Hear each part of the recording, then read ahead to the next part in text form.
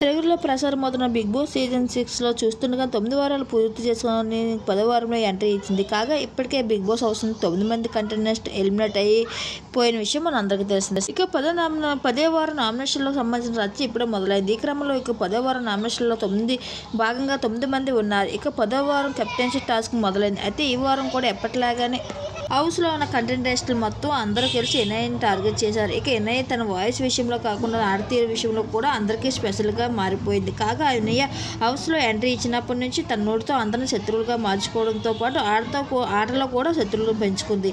ఇలా కంటెస్టెంట్లు అందరికీ శత్రువుగా మారినప్పటికీ టాప్ 2లో వెళ్తూ సత్తా చాటుకుంటుంది వినయక్. అలాగే సింగర్ రేవంత్ అలాగే గీతూ సిహాన్లు ఉంటారు అని భావించినప్పటికీ గీతూని ఎలిమినేట్ చేసి బయటకు పంపించడంతో సిహాన్ పక్కన పెట్టేసి బిగ్ బాస్ ప్రేమికులు సెకండ్ ప్లేస్కి ఈయన కట్టబెడుతున్నారు. ఎలాగైనా తన టైటిల్ గెలవాలన్న కసితో రేవంత్ ఫేవరెట్ అగ్రెసివ్ని ఆకట్టుకుంటూ ఉండగా ఇనయ్య కూడా తన ఆటతో అగ్రెసివ్గా అందరూ అదరగొడుతుంది. అయితే మొదట్లో టాప్ 2లో ఇతర కంటెస్టెంట్ల పేర్లు వినిపించినప్పటికీ ఇప్పుడు ఆ ప్లేస్లో ఇనయ్య ఉండవలసి ఉంటుందంటూ సోషల్ మీడియాలో వార్తలు అయితే వస్తున్నాయి.